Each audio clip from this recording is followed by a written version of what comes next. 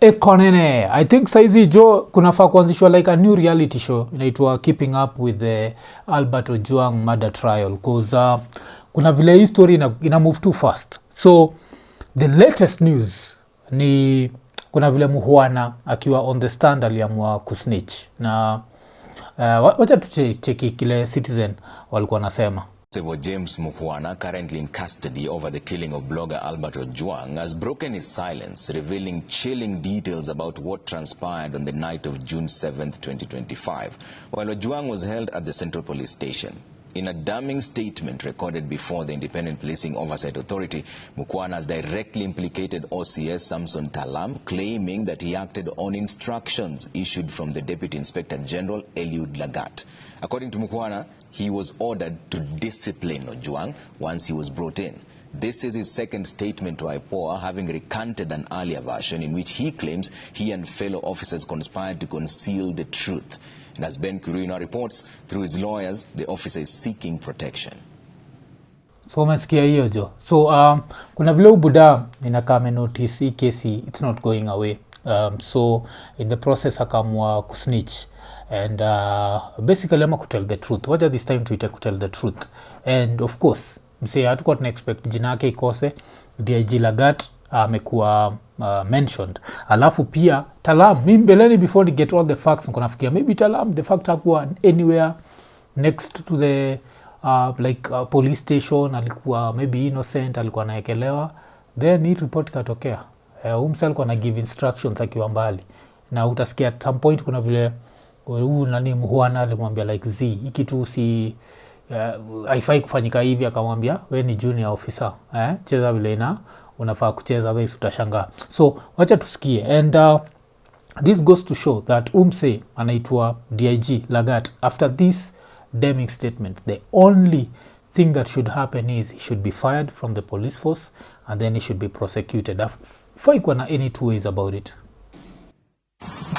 A blow-by-blow account exclusively in our possession now sheds a new light on what could be the events of the night of June 7th, 2025. The night blogger and teacher Albert Ojwang died while in custody at the Central Police Station. The damning statement, recorded by detained police constable James Mukhwana, directly implicates the officer commanding station OCS Samson Talam, alleging that he issued instructions to discipline Ojwang. Orders, Mukhwana claims, originated from Deputy Inspector General of Police ELIUD Lagat. This comes despite OCS Talam having publicly distanced himself from the murder allegations. In his detailed statement to investigators from the Independent Policing Oversight Authority IPOA, Mukhwana narrates being summoned to the OCS's office during his shift. So kitu moja itakushtua kwa hii story yote ni umekuwa ukicheki timeline yangu. Timeline yangu nimekuwa nikijudge nikisema vitu kama wase walifikisha body ya Albert walifikisha kule 135, then amaanisha alidedi just before 12. But the truth is even more scary.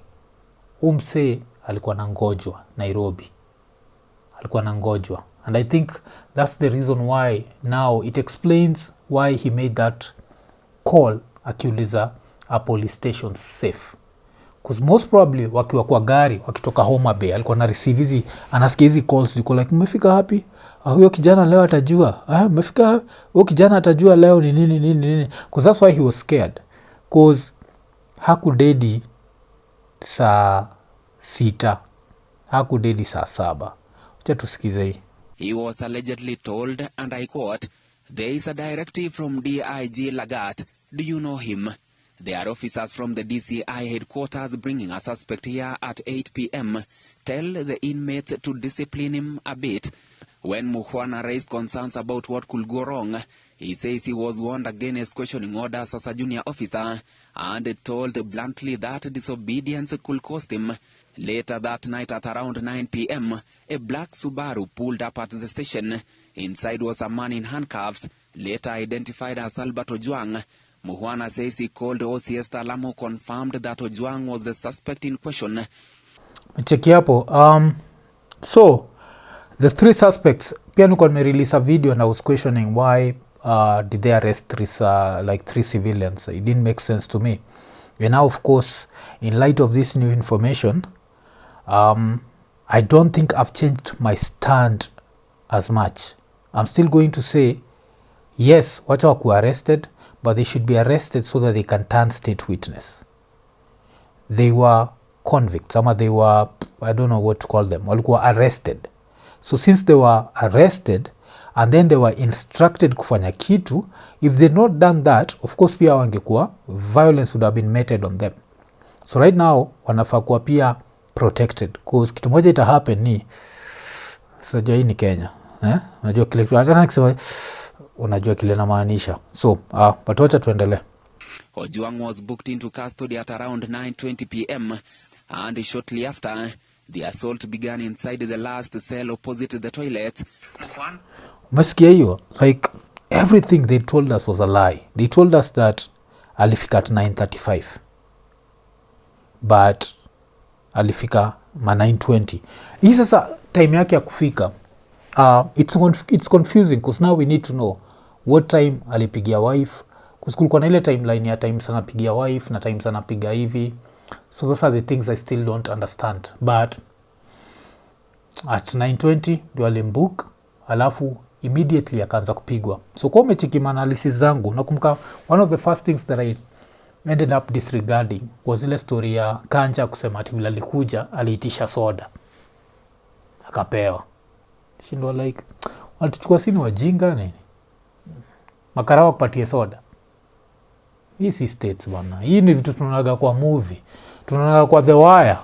Msana it was Wibe anapatiwa chips hapo anakula na afu ana snitch. Hakuna kitu yote hapa ati makarawa Kenya alikupatia nini. So hiyo story yote imepushiwa nje, but wacha turudi nyuma kidogo tusikize hii, cause it shows you how the hell that this guy went through, cause alibukiwa in at 9:20 and shortly after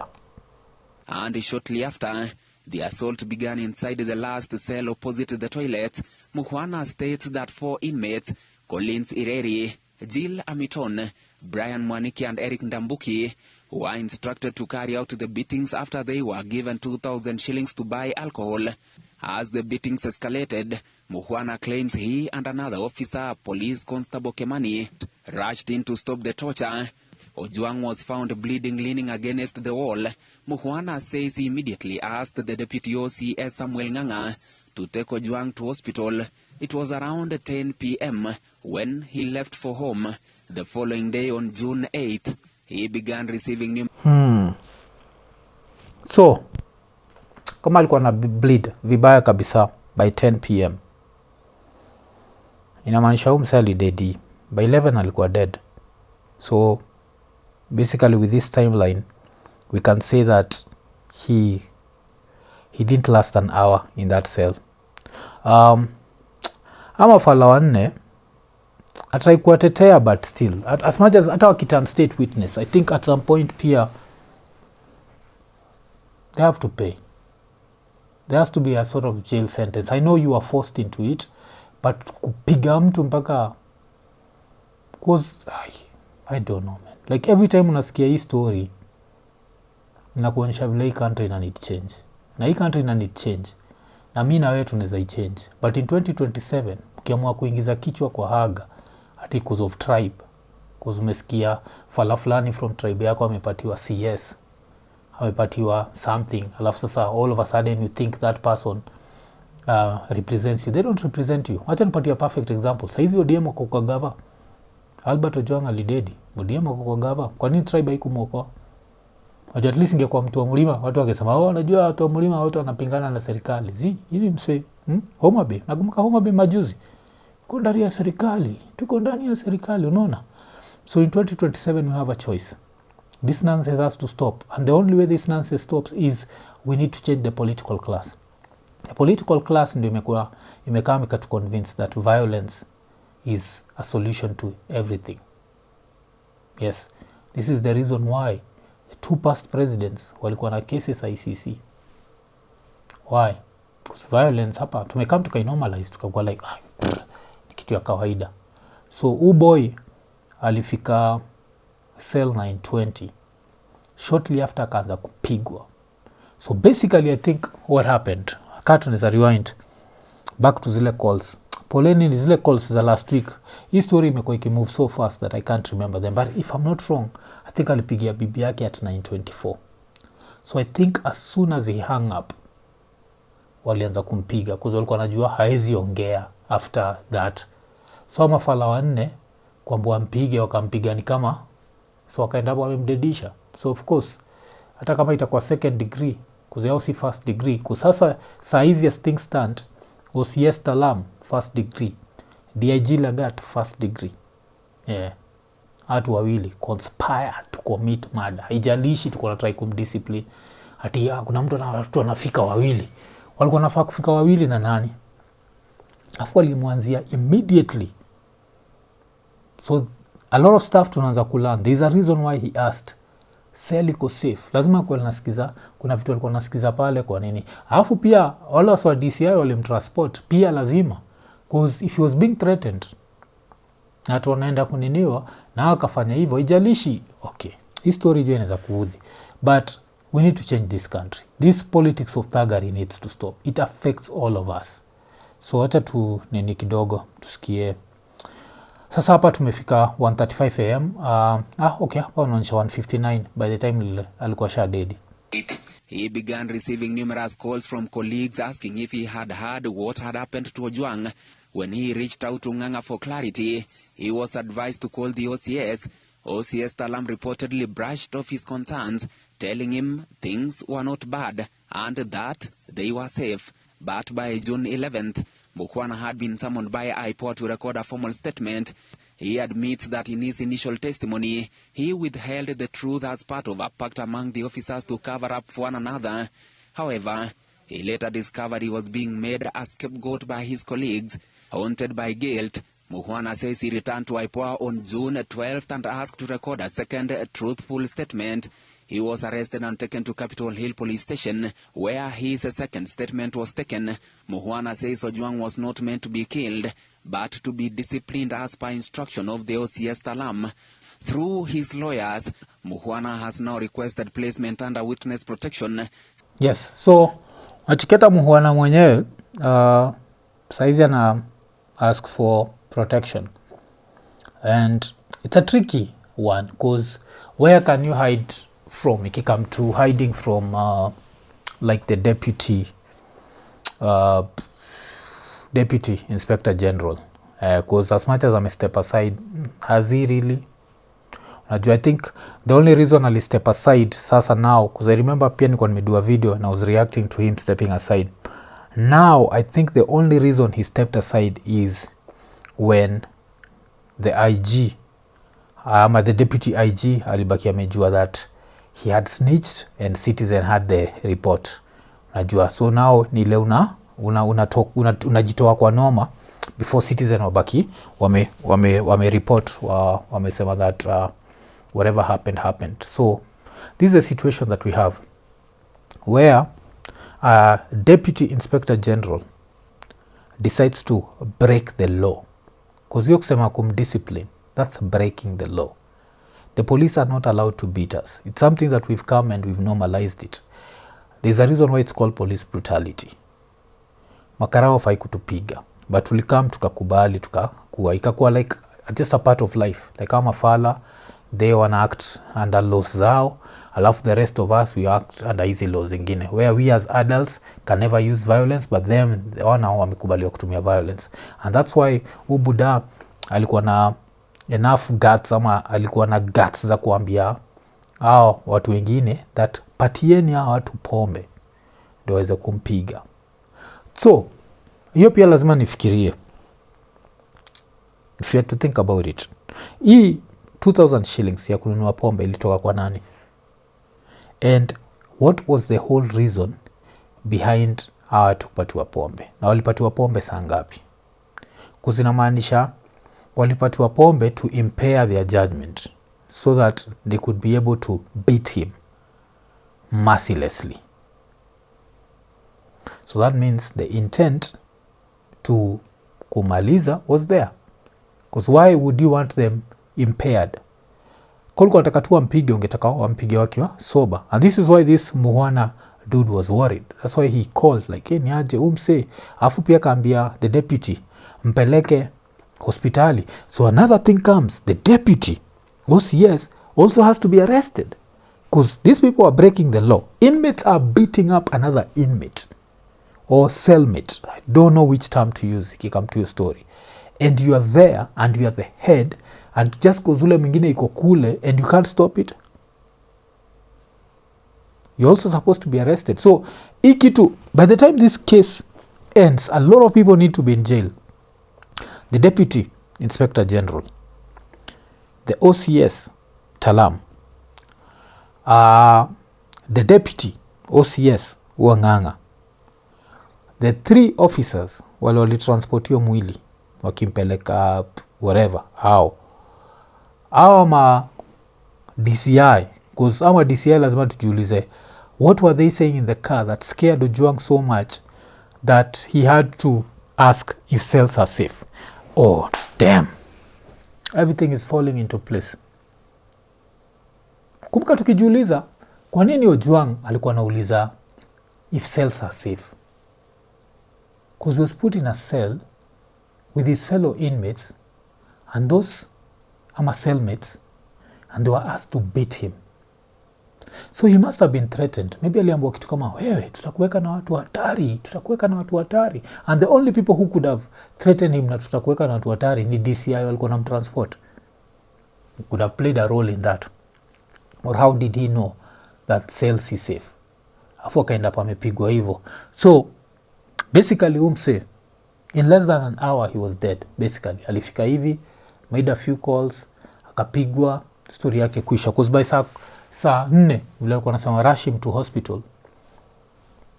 Najua like alikuwa anakaaje ndio mpaka umsaitwa Mukhwana. Because pia Mukhwana na need to do some time. Najua like lose your job, do some time so that every other cop knows you can't follow every command. Kuna hilo nafaa kwa tu afadhali kazi ikae. Alafu Mukhwana unatoka tu hapo una cross hapo, kuna how many media stations? Kuna Nation Media, tembea tu mpaka hapo, at least when the Nation Media upatiane nini yako, recording yako, useme life yako iko in danger, umequit because an inmate was brought in and you asked to beat him under the command of the DIG and you didn't want to do it. Do something. We can no longer use the excuse of following orders. If someone is being beaten mpaka akufe in less than an hour, ili ameingia kwa police station. So everything tuko tunajua ni uongo. Everything. The only truth ni a few things ile nani alisema. Tulikuwa hapa na Obuya akisema that the person who reported to him alimwambia that alikuwa anasikia screams zikitoka from cell. So cheki ile story ya Karura Forest was all a lie. Umsali dedishiwa kwa cell. Wacha tusikiza mwisho hii. Stating he is ready to tell the world the truth. Mukhwana's legal team says they won't be seeking his release on bail, citing concerns over his personal safety. The lawyers claim they have been trailed and intimidated by individuals believed to be police officers, and a formal complaint has been lodged at the Capitol Hill police station. Ben Kirui, Citizen TV, Nairobi. So nacheki, so in the story imefika hapa. We live in a lawless country, and this is one of the saddest things, that a lot of us don't feel we live in a lawless country. And such things happen. And when they happen, they remind us we live in a lawless country. And why do I say we live in a lawless country? We live in a country where some people are above the law. No one should be above the law. If you want a fair country, no one should be above the law. Majuzi, president wa South Korea alifanya sijui nini. Saizi cheki kule yuko. Chota nibaki nimegoogle hiyo story ya former president wa South Korea. Kumbuka kitrai kupitisha kupeleka military kwa streets. But in such countries, haiendagi hivyo. In other countries, no one is above the law. And that's how we are supposed to operate. We live in an environment where some people are above the law. Where someone gets his feelings hurt on the internet and decides, you know what, I'm going to scorch the whole earth. I'm going to send the police. There are so many cases they've not solved. Saizi mpaka saizi kuna vile watu wajui ule dem alidisappear akiwa Meru na ifala ilideli majuzi naitwa nani, MP wa Kasipul, Ng'ong'ondo Were. mpaka saizi hatujui odem yuko wapi, amededi yuko alive hatujui, but kuna ndo ya kutoa mse. Okay, so even though nani alidedi, Mukhwana nafaa kuendelea kusnitch hivyo, atupatie ukweli yote, alafu everyone who has to go down has to go down, even if it's wale watadu at short sentences and wale watadu very long sentences. And this has to be a statement, and this is going to be a very interesting time, because for a very long time nimekuwa nikisema that according to mimi the police are not independent. Now majuzi tulikuwa hapa na Obuya, and Obuya alijitoa kwa hii noma, which made sense. Unajua Obuya na work kwa mainstream media, so there's a way he's a trained journalist. Mimi si trained journalist, mimi nimsema kwa tu opinion yangu. So tukibonga na yeye nilimwambia according to mimi I don't think that Lagat anaweza go down, but yeye akapatia very interesting perspective, akasema the fact Lagat ni Lagat, and Ruto might want to show that her favor mtu juu ya tribe. That might be the reason why Lagat goes down. If that guy goes down, personally, I won't lie to you, I'll be surprised. I'll be over the moon. Nitakuwa juu ya mwezi. Juu ya mwezi. Bala mwezi. Okay. Poteza rada. Msaki go down, of course, I'll be super happy. Do I think it's going to happen? I don't think it's going to happen. I think somehow, unless this Talam dude decides to sing. Because when cheki, Mukhwana alising. Mukhwana joined the choir and started singing. It's time for Talam pia to join the choir. Because here, the person who did the ultimate crime is the DIG. You are the senior authority. And as the senior authority, you have to have a certain level of self-control. Sisi hapa, watu wa kawaida hapa, hatuna any power, of course. Tunatukanagwa jo. Mimi nishasemaga, nimeweka mapost hapa vile nimetukanwa juu ya hivi na hivi. And you take it and you just walk away. Police in Kenya are known to be corrupt. So if anyone calls a policeman corrupt, it's not out of this world. If you are to ask me right now, sijui how much Kanja is worth, but if you ask me, I'd say he's a $1 millionaire. If you are to ask me how much the DIG, I'd say he's a $1 millionaire. Why? Wacha tuangalie police salary. Wacha tuangalie hizi. Why these people $1 millionaires? Na salary zao hazikuwagi that high. So what's the salary of an IG and DIG? Inaitoa from tuko.co.ke na kulikuwa na hii. According to the Salaries and Remuneration Commission, the IG earns a gross salary of 819,814. Don't forget this is gross. So this is taxed. The salaries is inclusive of a basic salary of 410. So that's the basic salary, 410. A house allowance of 150 and a salary market adjustment of 123. On the other hand, Tuko reported that the Deputy Inspector General pay is set at 684,000, up from 652 in the 2023-2024 financial year.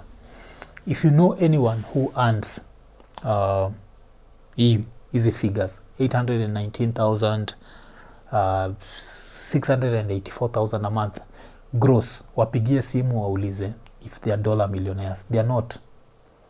Na history inakuwaga afanyi tu job peke yake, yuko na side hustle. Side hustle gani unafanya? You have a full-time job. Side hustles don't work like that. There is no side hustle making you millions of dollars while you are there toiling in the nini. It's corruption. The police in Kenya are corrupt. This is not rocket science. It's a fact. They are rich. Inspector generals are rich as fuck. OCSs are rich as fuck. I don't know how much Talam is worth, but I know most probably he's richer than you. And you. And of course me is richer than me. And how much does an OCS earn? Sijui kama niza baki nimepata salary ya OCS hapa. But they are rich as hell. Why? Because of corruption. This is the reason why they never leave these positions. Yeah. Hatokagi hapa because wanajuaga that they have this money to be made. Yes, there's money to be made. So wacha nirudi tena hapa kwa Tuko. Kulikuwa na hii, how much is the salary of an OCS in Kenya? The salaries of an OCS in Kenya varies depending on various factors such as years of experience and qualifications. Okay, the average salary of an officer cadet in Kenya ranges from 70,000 to 120. So hajasema how much an OCS earns. Alafu kulikuwa na hapa how much is the OCPD salary. Nikakuwa the officer commanding police division is not publicly, but even so the monthly salary falls between 19 and 419k. So let's say the OCS ni OCPD, which is not. Alafu tuseme ni 419k per month. Hii ni gross. After taxation, blah, blah, blah, comes to around 200 and something. And I can assure you that these guys are dollar millionaires. And it's not rocket science. It's because of corruption. And that's the reason why we live in a very lawless country. It's because the police are corrupt. So it's not rocket science. I'll just keep using that phrase. So for Ojwang, let's say it's Ojwang who threw that dart. Yeah? Akabaki amesema that someone is corrupt. It was not worth his life. And no cop can say that he was defamed by that. It's what the public believes. We as the Kenyan public are always surprised when we find a cop who's not corrupt. Hiyo time ninakuwa like, damn, hautaki hongo? Hautaki hongo? Na unafanya Kenya? Okay. You exist. You're not unicorns. Oh, damn. You're surprised. But ukisikia someone is corrupt, we expect that. So now, Ojwang literally died for nothing. And apart from that, he died before 11 p.m. How sad is that? And then they lied and said that he died at 3:45. So, for 5 hours, they were coming up with lies, making calls. The best thing about the digital world is there's always a digital footprint. So these call logs exist. So let's wait and see what happens. Talam is going down. Mukhwana pia wacha tutachiki vile itaenda. According to me, he's supposed to serve a sentence, but not as long as akina hao wengine. Those 4 dudes also supposed to serve a sentence. Haijalishi ka ulikuwa drunk, you can't do that. They have to serve a certain level of sentence. And ours for DCI, because what happened in the car? You need to tell us. Why was he scared of going into that cell? So all these people need to go down. And of course the DIG. Because if the DIG goes down, we'll have started putting Kenya in the right path. The path of no one should be above the law. No one. Haijalishi ni pesa ngapi uko nayo, haifai kujalisha ni uko na position gani kwa gava, you should not be above the law. And number one thing ni the police should always uphold the law. Historia, mtu ameandika post juu yako and you got your feelings hurt. You're not a kid. You're a grown up. Alafu let's me take also this opportunity. Umadha anaitwa Pasaris. Please shut the fuck up. Just shut up. Like, I was with him. When I looked at him, it didn't look like he knew. He knew. So now release another statement. Tell us something different. Otherwise, shut them. Na ina go out pia na mafala za ODM. Ziko hapo, now what should happen? Ojwang is supposed to be one of your voters. You don't even care. Alafu kuna fala itakuwa 2027. Majami nimeambiwa na baba kwa nipige kura, nimeambiwa nipigie Ruto kura. Baba kishasema baba is never wrong. The time Ojwang alikuwa na dedishwa, walijali baba is never wrong. Sidanganywe na tribe, tuache ujinga. So, yeah, good morning. Iko Nini.